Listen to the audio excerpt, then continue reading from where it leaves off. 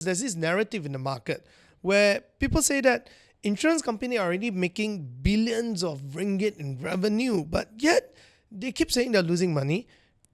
How does this make sense, and why can't they just help the people a bit more? First of all, not all insurers are making billions, and some insurers have been around 100 years and have millions of clients, and so you can understand that their businesses are quite big.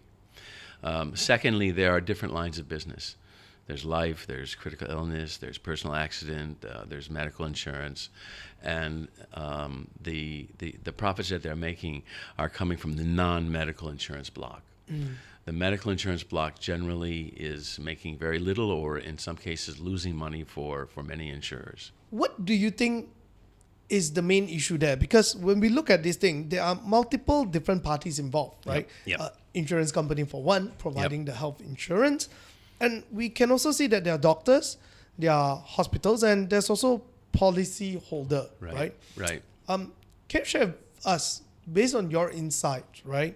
How do you think each of these players come together and kind of contributed to this whole increase in price kind of thing? Let me just back up just a little bit and just talk about some of the drivers of medical inflation, because I think that's important to address. Number one, there is an economic conflict between the provider and the payer.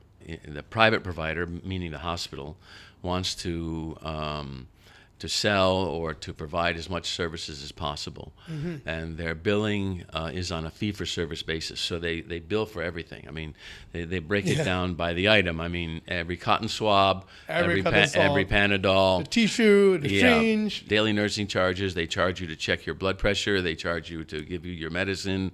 Everything is broken down fee-for-service. And so they're trying to make as much revenue and profit as possible. And the insurer, or the payer, is trying to get an adequate service for their policyholders at a reasonable price. Right. And so there becomes this conflict between the provider and the payer. On the other hand, there's one more thing as well that I thought it's good to mention, because very often when we looked at this whole scenario of hospital charges, sometimes we talk about physician. Yeah.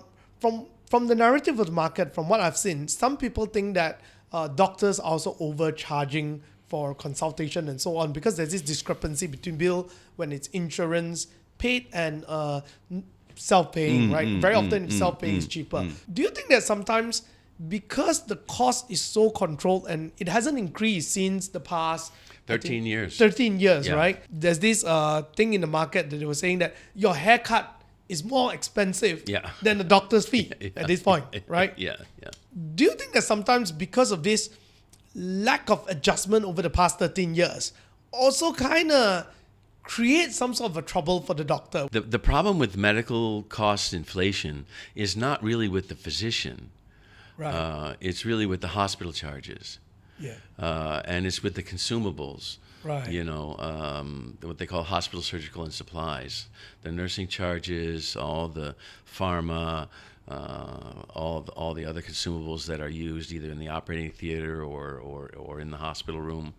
So yes, the doctors and some of the doctors are rightly underpaid. I mean, if you just look at a GP, it's still 35 ringgit. You know, I mean, that's where your haircut comes in. Yeah. You know, it's really 35 ringgit to go to a GP, and that's why they have to sell. They have to prescribe medication out of their office. Mark up a little bit more. Yeah, and you can understand that. I mean, so there has to be a little bit of writing of some of these fee schedule. Right. But most of the medical inflation that we get is not coming from doctors' fees. It's coming from hospital charges. Right.